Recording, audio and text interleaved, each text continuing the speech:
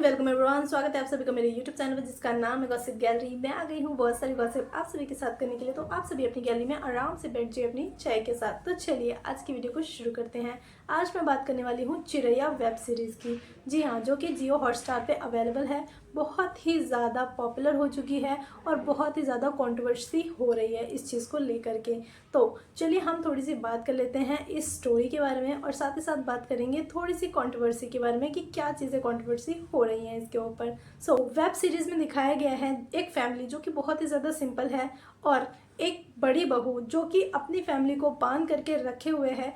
माना कि उसकी एजुकेशन ज़्यादा नहीं है, लेकिन पूरी फैमिली को खाना पीना सारे काम धंधों से उसने बहुत ही ज़्यादा समेट करके रखा हुआ है।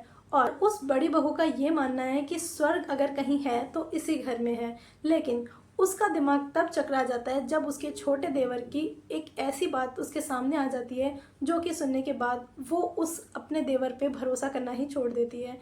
जिस देवर को उसने अपने ही बेटे की तरह पाला होता है, उसकी इन हरकतों को सुनने के बाद बहुत ही ज़्यादा वो डिस्टर्ब हो जाती है और ये सोचने पे मजबूर हो जाती है कि क्या इस समाज में इस तरह के लोग एग्जिस्ट करते भी हैं या नहीं।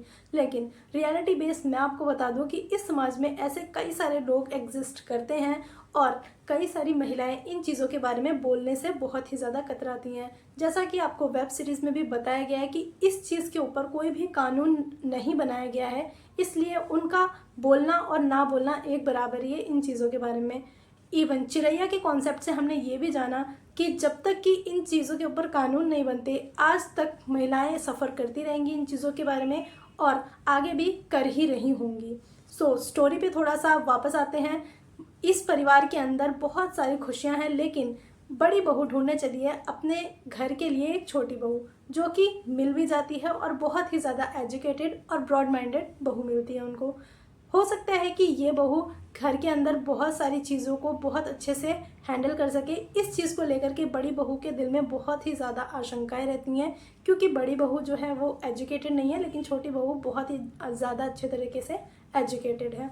सो नेक्स्ट जो चैप्टर आता है उसमें हम देखते हैं कि जो छोटी बहू घर के अंदर आई है उसका हस्बैंड किस तरह से उसके साथ बिहेव करता है और मेंटली उसको टॉर्चर करता है। ना ही मेंटली, फिजिकली भी उसे टॉर्चर किया जाता है और उस चीज़ को देख करके बड़ी बहू को लगता है कि इतना ओवर रिएक्ट करने की कोई ज़रूरत नहीं है। जब छोटी बहू अपने आप को फिजिकली हर्ट कर लेती है तब घर की बड़ी बहू को समझ में आता है कि ये एक छोटी बात नहीं है। समाज में इस तरह से कई सारी महिलाएं रह रही हैं। हो सकता है कि ये वल्नरेबल है इसलिए इसने बोल दिया है, और कई सारी महिलाएं जो हैं वो वल्नरेबल नहीं हैं। तो एक तरह से एक नए केस के थ्रू उनको फंसाने की कोशिश की जाती है, और क्योंकि इस प्रावधान में कोई भी केस नहीं हो सकता है तो एक नए केस यानी कि दहेज के कारण उन्हें फंसाया जाता है। लेकिन बड़ी बहू का मानना है कि हमें सही तरीके से ही लड़ना पड़ेगा। तो ऐसे कई सारे ट्विस्ट एंड टर्न्स इस शॉर्ट मूवी के अंदर आते हैं।